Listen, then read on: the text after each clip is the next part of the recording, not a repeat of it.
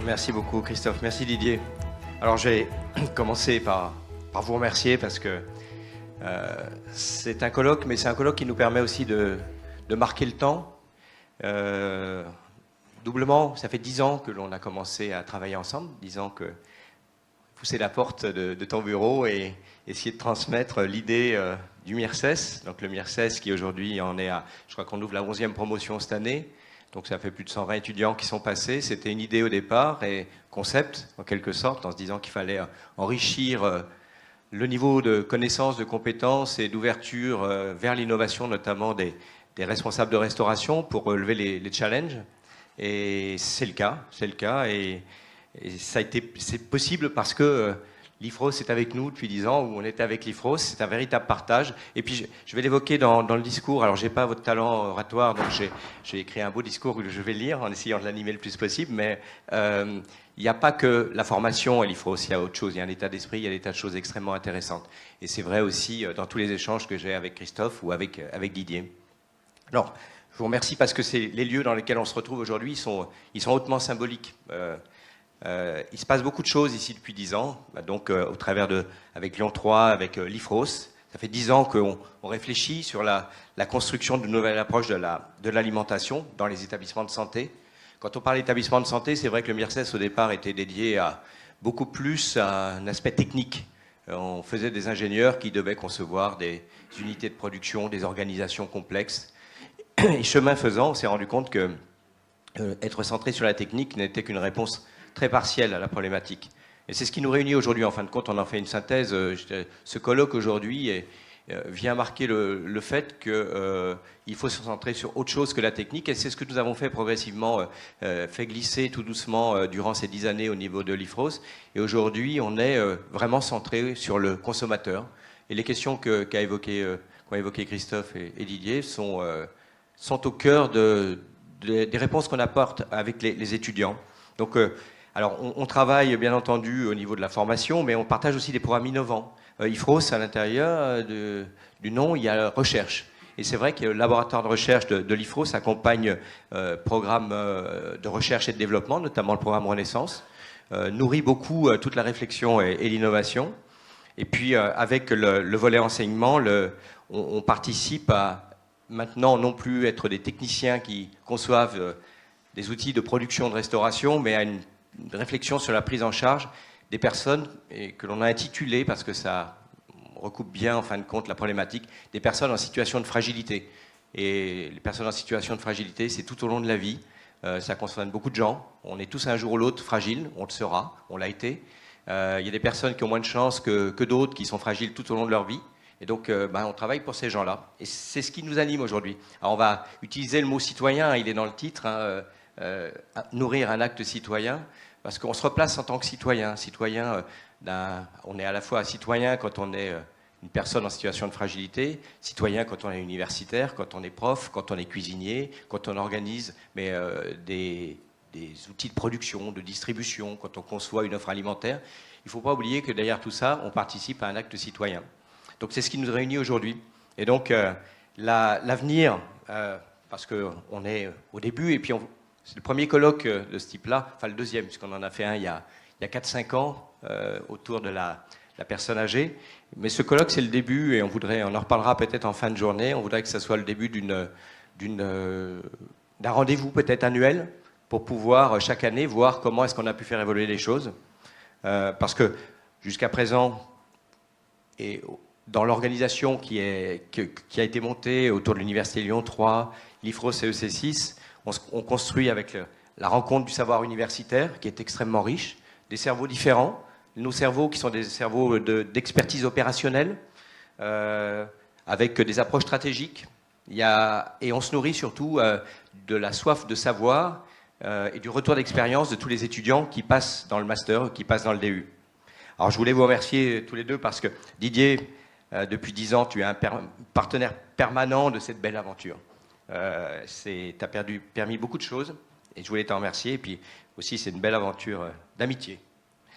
Christophe, tu permets que tout soit possible, avec des fois les difficultés que nous pouvons occasionner parce que nous sommes parfois en marge de l'approche universitaire. Et comme tu disais, avec des approches innovantes, notre façon de faire, donc on essaye de rester dans le cadre universitaire, mais aussi d'être très ancré dans dans cette innovation et le fait de proposer des schémas parfois qui sont complexes, mais très ancrés à chaque fois et c'est le cas dans la nouvelle promotion où on ouvre quelque chose de très très particulier.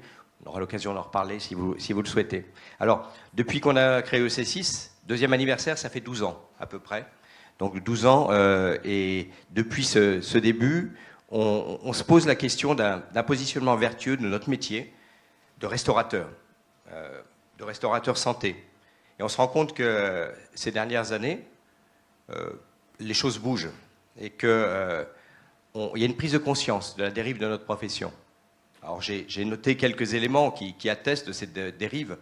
Le volet technique a pris de plus en plus de place. On parlait de la maîtrise sanitaire comme exemple, l'HACCP a complètement édulcoré la restauration. Ça, c'est très clair. Il y a eu un glissement qui s'est opéré depuis 1997 vers quelque chose où on a oublié qu'on était des restaurateurs. On fait de la nourriture saine, mais on a oublié notre cœur de métier. La course à la productivité, au process industriel, gomme le rôle majeur du produit alimentaire et de l'être humain. On a oublié que les cuisiniers savent cuisiner, que les patients et que les résidents sont des gens qui ont des attentes spécifiques. On est devenus des industriels de la restauration collective. Ensuite, la notion des intérêts économiques qui est permanente, elle sclérose aussi notre profession. Je vais prendre un exemple précis. Une question qui est au cœur des débats en ce moment, c'est la présence du plastique. Le plastique qui est partout dans les océans, mais il est aussi partout sur les plateaux des patients et des résidents, dans les cuisines. Il va falloir bien sortir de cette gangrène, puisque c'est une véritable gangrène écologique et une gangrène aussi au niveau économique, parce que ça coûte très cher et que ça structure énormément nos organisations. Donc il va falloir qu'on trouve les clés des menottes. Les aliments, ensuite, constituent un support de business majeur pour les acteurs du secteur restauration. C'est très clair, aujourd'hui, on parle de coût matière, de coût du repas fabriqué, on parle de marge arrière, etc. Donc on voit que l'aliment a perdu aussi cette connotation purement nutritionnelle pour devenir un support économique. Et puis, pas oublier que la restauration, la fabrication des repas et notamment l'achat des aliments, c'est de l'argent public. L'argent public est destiné à nourrir des citoyens et rémunérer les producteurs. À l'origine, celui qui fait naître le produit et celui qui le consomme doivent se rencontrer. Mais aujourd'hui, il y a une chaîne d'intermédiaires qui est de plus en plus conséquente. Et cette chaîne d'intermédiaires devient un véritable support de rentabilité majeur. Donc, ce constat nous amène aussi à identifier les conséquences délétères. On a une prise en charge de la santé par l'alimentation qui se dégrade au travers d'apports nutritionnels qui sont structurellement déficitaires, c'est clair. Quand on fait un relevé moyen de l'apport nutritionnel moyen, que ce soit en gériatrie ou tout secteur médico-social, voire même sanitaire, on n'atteint pas les cibles nutritionnelles qui sont visées. Jamais. Alors, on baisse les yeux, c'est un constat, comment faire autrement. Puis de l'autre côté, on se rend compte qu'on a un gâchis alimentaire qui est colossal. Un tiers des aliments, 20%, un tiers des aliments qui partent à la poubelle. Est-ce que c'est vraiment normal? Puis on a une dénutrition qui est structurelle, nosocomiale, qui touche les personnes en situation de fragilité. Et puis une dénutrition qui est engendrée par une offre alimentaire inadaptée, aujourd'hui on peut le dire, qui est prisonnière d'une approche collective. Donc on peut dire que le gâchis alimentaire valide l'incohérence globale du système. Les corps se vident et les poubelles se remplissent. Je pense que le terme est assez juste. On ne peut pas être dupe de l'incohérence de ce modèle et on doit être conscient de la nécessité impérieuse du changement et d'un changement radical. En premier lieu, on doit prendre conscience qu'on n'est pas des acteurs de la restauration collective. Ça, c'est très clair. Et on peut d'ailleurs se poser la question, la restauration collective, elle a vécu. On pense qu'elle a vécu. Sous ce terme-là et sur son concept qui a vécu depuis une trentaine d'années. On est des citoyens au service des personnes en situation de fragilité, comme je l'ai dit tout à l'heure, et on doit à ces personnes une dignité alimentaire. Dignité alimentaire, je crois que c'est un mot-clé, parce que nourrir est vraiment un acte citoyen. Alors, on a associé à cette notion d'acte citoyen la RSE en tant que opportunité. Donc, si on reprend les termes de responsabilité des entreprises vis-à-vis des effets qu'elles exercent sur la société, puisque c'est la définition de la RSE, on y retrouve la gouvernance de l'organisation, les droits de l'homme, les relations et conditions de travail, l'environnement, la loyauté des pratiques, les questions relatives aux consommateurs et les communautés et le développement local. On peut reprendre chacune de ces lignes et sur chacune de ces lignes, on peut y placer des éléments qui concernent notre profession. Alors, c'est autant d'éléments qui structurent notre métier et qui structurent la nutrition. Alors, comment est-ce qu'on va pouvoir remettre l'humain et son environnement au cœur des défis? C'est la question qu'on se pose tous.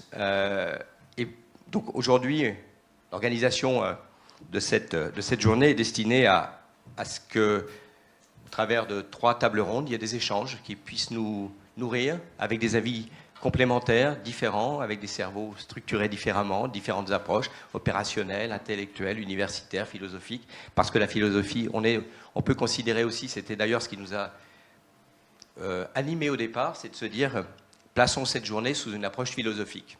Voilà, donc philosophie et restauration et nutrition, est-ce que ça peut faire bon ménage? J'en suis persuadé. Donc on va avoir beaucoup d'intervenants passionnants, intéressants, qu'on a réunis par groupe, sur 3 thèmes majeurs.